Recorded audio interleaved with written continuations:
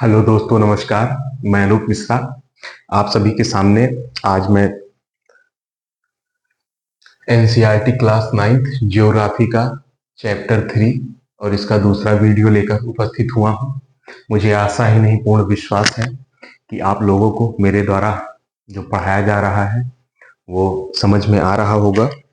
अगर नहीं समझ में आ रहा है तो अपने सुझाव कृपया कमेंट बॉक्स में ड्रॉप करें और हमारे पास ऐसे गिरेगा, हम उसको देखेंगे और फिर उसमें उस हिसाब से सुधार करेंगे। अगर सुधार लायक चीजें आप लोग बताएंगे तो चलिए हम लोग अपना समय न जाया करते हुए चीजों को आगे बढ़ाते हैं और पढ़ते हैं, देखते हैं कि हम लोग कहाँ तक पहुंचे हैं।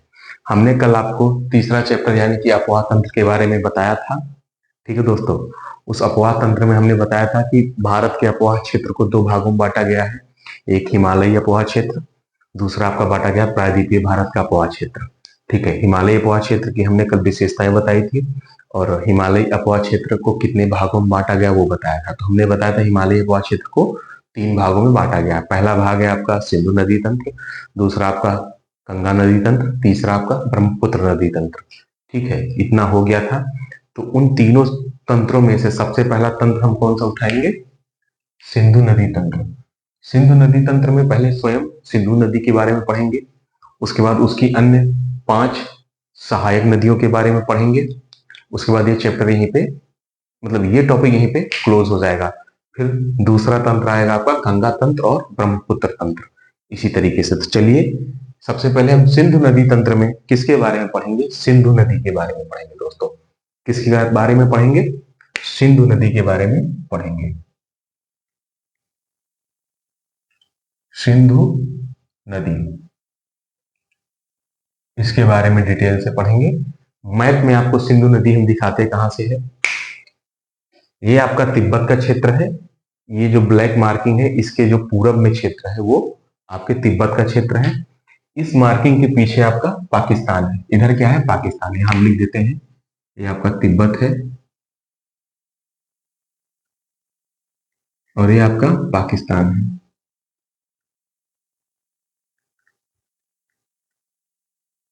ठीक है दोस्तों, और ये अपना प्यारा सा सुंदर सा भारत है। ठीक है दोस्तों, ठीक है। तो आप यहाँ पे देखेंगे सिंधु नदी यहां से निकलती है, उत्तर पश्चिम की ओर बहते हुए भारत में प्रवेश करती है। भारत में उत्तर पश्चिम में जाती है, फिर पश्चिम की ओर जाती है और फिर यहां से भारत से बाहर निकलती है और कहाँ पे? पाकिस्तान में थोड़ा सा पश्चिम की ओर बहती है, फिर दक्षिण की ओर रुख करती है, फिर यहां से अरब सागर में गिर जाती है। यानी कि बहाव की दृष्टि से अगर हम देखें तो सिंधु नदी कितने देशों से होकर बहती है? तो सिंधु नदी 3 देशों से होकर बहती है। पहला देश आपका क्या है? तिब्बत। प्रश्न आपका ये भी पूछा जा सकता है 4 ऑप्शन देके कि सिंधु नदी किस देश से होकर नहीं बहती। तो सिंधु नदी पहला देश जो है तिब्बत से होकर बहती है क्रम से। उसके बाद दूसरा देश आपका भारत आ जाता है। सिंधु नदी कहां से होकर बहती है? भारत से। तीसरा देश आपका आ जाता है क्या? पाकिस्तान। क्या आ जाता है? पाकिस्तान।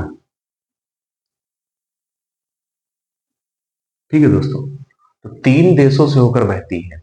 ठीक है, निकलती कहां से है? पर्वतों से। निकलती कहां से है दोस्तों? पर्वतों से। और गिरती कहां पे है? इसका समाप्त कहां होता है? अरब सागर में। समाप्त कहां होता है? अरब सागर में अपना जल ले जाकर के गिरा देती है। ठीक है, ये सब सारी चीजें हो गई दोस्तों। ठीक है, चलिए अब हम थोड़ा सा सिंधु नदी तंत्र के बारे में अच्छे से पढ़ लेते हैं। ये तो बेसिक जानकारी थी जो हर किसी स्टूडेंट को जानना जरूरी होता है और जानना भी चाहिए। बहुत बार क्या होता है, आप बहुत बड़े बड़े प्रश्नों के जवाब तो अपने पास रख लेते हैं, लेकिन जब सामने वाला आपसे प्रश्न करता है और बेसिक क्वेश्चन में आपको अटका देता है और आप वहां पे हरासमेंट या डिमोरलाइज फील करते हैं, तो उन चीजों से निपटने के लिए मैं कोशिश करूंगा कि मैं आपको हर वो चीजें दूं जो आपके परीक्षा, आपके व्यक्तित्व और आपके ज्ञान के विकास के लिए जरूरी है। ठीक है, ये आपका है सिंधु नदी तंत्र। ठीक है, ये जो सिंधु नदी तंत्र है ये दुनिया के सबसे बड़े नदी तंत्र में से एक है। क्या है? पहला क्या है? यह दुनिया के सबसे बड़े नदी द्रोणी या तंत्र भी कह सकते हैं, नदी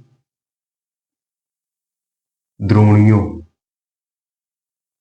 में से एक है। तो सबसे पहले बात एक क्लियर होगी कि ये दुनिया के सबसे नदी द्रोणियों में से एक है। ये जहां से बहना शुरू करती है और जहां पे आके खत्म होती है, यहां से यहां तक का कुछ क्षेत्र घेरेगी। उस क्षेत्र का क्षेत्रफल क्या है वो देखते हैं, टोटल क्षेत्रफल क्या है। तो उसका टोटल क्षेत्रफल है 11,65,000। ये नदी कितने क्षेत्रों में बहती है, कितना क्षेत्र कवर करती है, तो 11,65,000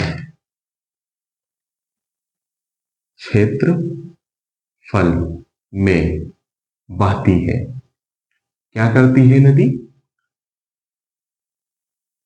11,65,000 क्षेत्रफल में बहती है। ठीक है, इतनी चीजें क्लियर हो गई। अब ये तिब्बत से भी निकलती है, भारत से भी बहती है और पाकिस्तान से भी बहती है। तो तिब्बत में कितनी निकली, कितना क्षेत्रफल कब्जा हुआ, हमसे मतलब नहीं है। पाकिस्तान में कितना निकली, कितना क्षेत्रफल कब्जा हुआ, हमसे मतलब नहीं है। हमारे परीक्षा में जो प्रश्न आएगा कि जो सिंधु नदी तंत्र में सिंधु नदी है वो भारत के कितने क्षेत्रफल को कब्जा करती है जब वो बहाव के माध्यम से बहती है तब। तो वो लगभग 3,21,000 3,21,289 वर्ग किलोमीटर। यानी कि कुल ये नदी कितने बड़े क्षेत्रफल को कवर करती है, 11,65,000 क्षेत्रफल को कवर करती है। जिसमें से भारत में कितना बहती है, तो भारत में केवल 3,21,289 वर्ग किलोमीटर भूभाग पर बहती है। इस नदी की जो टोटल लंबाई है, इस नदी की जो कुल लंबाई है 2,880 किलोमीटर है। क्या है इसकी लंबाई, यानी कि तिब्बत में जहां से निकली है ऐसे ऐसे ऐसे ऐसे ऐसे ऐसे ऐसे ऐसे और अरब सागर में जब तक मिल नहीं जाएगी, इसकी टोटल लंबाई कितनी है, 2,08,880 किलोमीटर। ठीक है, टोटल लंबाई। लेकिन तिब्बत में कितना बही, पाकिस्तान में कितनी दूरी डिस्टेंस कब्जा की, हमसे मतलब नहीं है। हमारे एग्जाम में क्या आएगा, हमारे एग्जाम में आएगा कि भारत में कितनी दूरी कवर करती है। तो भारत में 1,140 किलोमीटर, यानी भारत में 1,114 रहेगा, 40 में 1,114 किलोमीटर। तो सिंधु नदी की भारत में लंबाई 1,114 किलोमीटर है। सिंधु नदी की टोटल लंबाई 2,880 किलोमीटर है। ठीक है, इतनी चीजें क्लियर हो गई। ठीक है, अब इसको थोड़ा सा मिटाते हैं।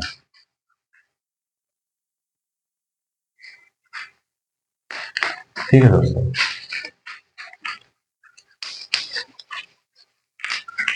अब इसके उद्गम के बारे में देखेंगे कि ये नदी निकलती कहां से है। तो हमने आप लोगों को पढ़ाया होगा कि ये हिमालय क्या है, हिमालय है। हिमालय को दो भागों में बांटा गया, ये ट्रांस हिमालय है और ये हिमालय है। ट्रांस हिमालय में हमने आपको तीन श्रेणियां पढ़ाई थी, एल, के और जे, यानी लद्दाख, सॉरी सबसे पहले काराकोरम, फिर लद्दाख, फिर जास्कर। और एक चौथी श्रेणी नहीं बताई थी या बताई थी और बोला था कि इसको हम नहीं पढ़ेंगे क्योंकि वो तिब्बत में पाई जाती है। उस श्रेणी का नाम है कैलाश पर्वत श्रेणी, जो तिब्बत में लद्दाख श्रेणी का ही विस्तार है। ठीक, तो सिंधु नदी निकलती कहां से है, तो जो सिंधु नदी निकलती है वो कहां से निकलती है, वो तिब्बत क्षेत्र से। तो ऐसे लिखना है, सिंधु नदी का उद्गम क्षेत्र, क्या, सिंधु नदी का उद्गम क्षेत्र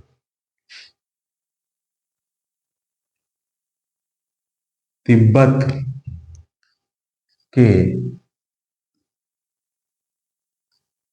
कैलाश पर्वत श्रेणी कहां से? सिंधु नदी का उद्गम क्षेत्र।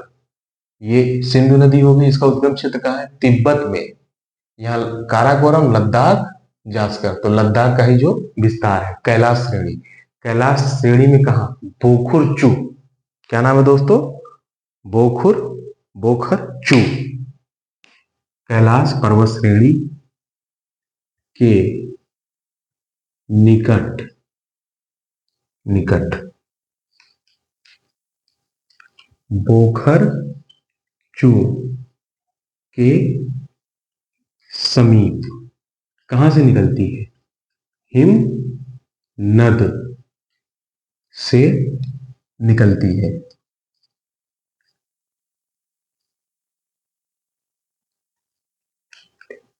प्रश्न ये आएगा कि सिंधु नदी निकलती कहां से है? सिंधु नदी तिब्बत क्षेत्र के, कहां पे?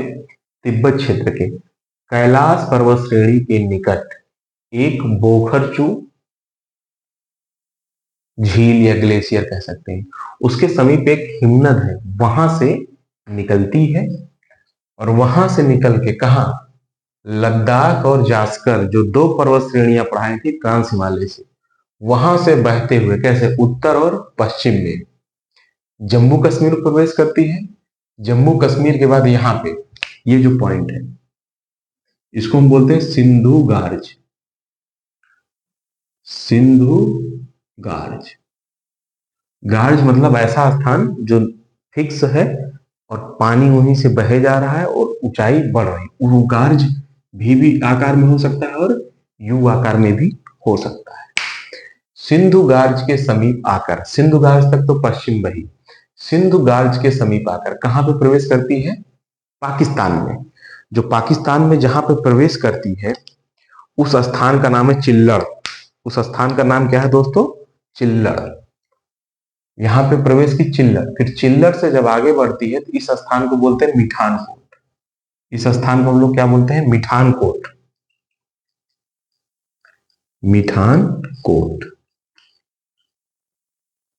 मिठानकोट में भारत से बहने वाली 5 नदियां, झेलम, चेनाब, रावी, ब्यास और सतलज की जो संयुक्त धारा है उसको हम सतलज बोलते हैं। क्या बोलते हैं इसको? सतलज। वो मिठानकोट में कहा किससे मिलती है? सिंधु नदी से। और इन सभी की संयुक्त धारा जो आगे बढ़ती है उसको हम लोग बोलते हैं सिंधु नदी तंत्र या सिंधु नदी। फिर आगे जाकर के अरब सागर, इधर कौन सा सागर है? भारत के पश्चिम में कौन सा सागर है? अरब सागर। अरब सागर में अपना जल गिरा देती है। आइए दोस्तों एक बार हम इसको फिर से पूरा पढ़ते हैं। देखिए देखिए, सिंधु नदी का उद्गम क्षेत्र तिब्बत में कैलाश पर्वत श्रेणी के पास उपस्थित बोखरचू के समीप हिमनद से निकलता है। और ये जब हिमनद से निकलता है तो उत्तर पश्चिम दिशा में चलते हुए भारत में प्रवेश करता है। भारत में प्रवेश के दौरान यहाँ पे लद्दाख और जास्कर पर्वत श्रेणी की मध्य बहता हुआ पश्चिम की तरफ जाता है। और यहाँ पे सिंधु गार्ज, जहां से भारत से गिरता है उस गार्ज को क्या बोलते हैं? सिंधु गार्ज। सिंधु गार्ज से इसकी दिशा दक्षिण पश्चिम की ओर होती है, फिर आगे बढ़ती है और आगे बढ़ने के क्रम में ये कहां पहुंची? मिठानकोट। कहां पे पहुंची? कौन सी जगह है? मिठानकोट। इस जगह को हम लोग क्या बोलेंगे दोस्तों? मिठानकोट। मिठानकोट में भारत से बहने वाली 5 नदियां, जिनको हम किस नदी का? हाँ, सिंधु नदी का सहायक नदियां बोलते हैं, जिससे एक तंत्र का निर्माण होता है। ये 5 नदियां आपस में जब मिलती हैं तो इनकी संयुक्त धारा को सतलज की धारा बोलते हैं। और वो मिठानकोट में सिंधु नदी से मिलती है। और सिंधु नदी में मिलने के बाद जो इसकी संयुक्त धारा यहाँ से आगे बढ़ती है उसको सिंधु नदी तंत्र या सिंधु नदी बोलते हैं। और आगे चलकर अपना पानी अरब सागर की खाड़ी में गिरा देती है। ठीक है दोस्तों, इतनी चीजें होगी। अब जब ये नदी बहेगी तो इस नदी के बहने के क्रम में कुछ नदियां इसमें दाएं से आकर मिलेंगी, कुछ नदियां इसमें बाएं से आकर मिलेंगी। तो उनके बारे में हम थोड़ा सा दोस्तों देख लेते हैं कि कौन सी ऐसी नदी है जो सिंधु नदी में दाएं से आके मिलती है, कौन सी ऐसी नदी है जो सिंधु नदी में बाएं से आकर मिलती है दोस्तों। ठीक है, आइए देख लेते हैं।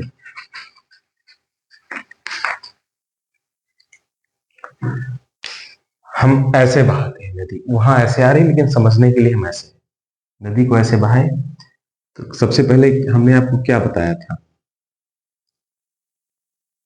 झेलम, चिनाब, रावी, व्यास, सतलज, यानी झचे, झचेरा व्यास।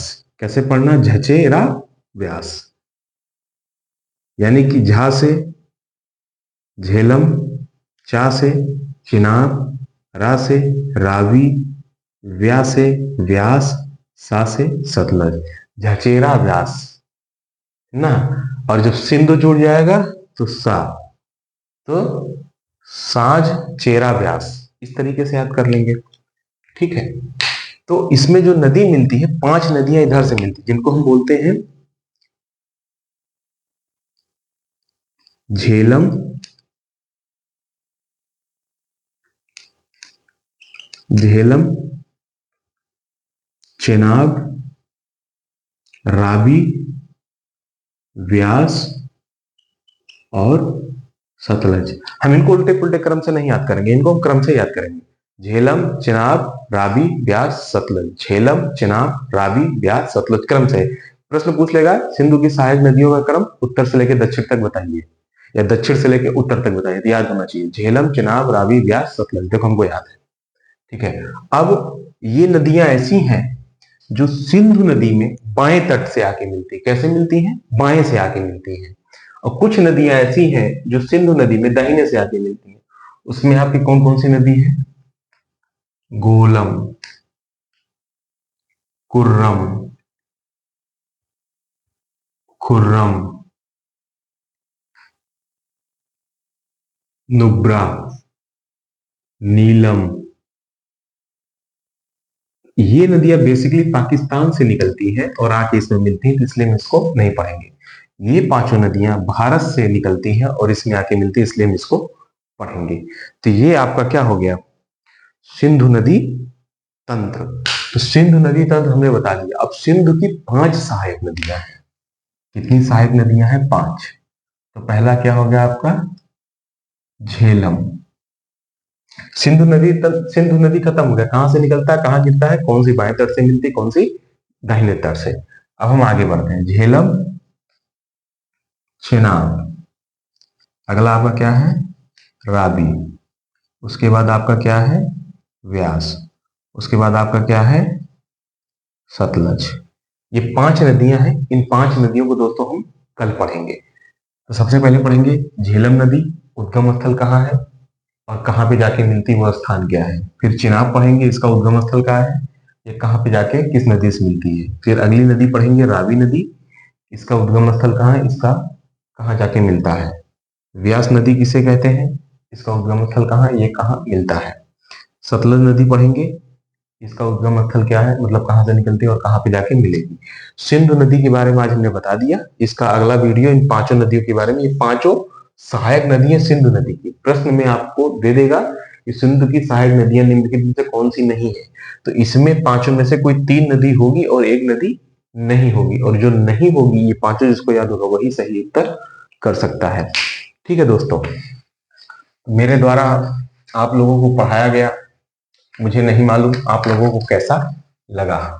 ठीक है दोस्तों, लेकिन मुझे आशा ही नहीं पूर्ण विश्वास है कि आप लोग मेरी मेहनत को सराहेंगे और मेरी मेहनत को सराहेंगे और इसका मुझे रिवार्ड भी मिलेगा। तो मेरा आप लोगों से विनम्र निवेदन है, अगर मैं चीजें यहाँ पे आप लोगों को सही तरीके से उपलब्ध करा रहा हूँ एनसीईआरटी के हिसाब से, तो आप लोग भी चैनल को, अभी तक मैं नहीं बोला था लेकिन आज बोलूंगा, लाइक करें, शेयर करें, सब्सक्राइब करें, वीडियो को देखें ज्यादा से ज्यादा।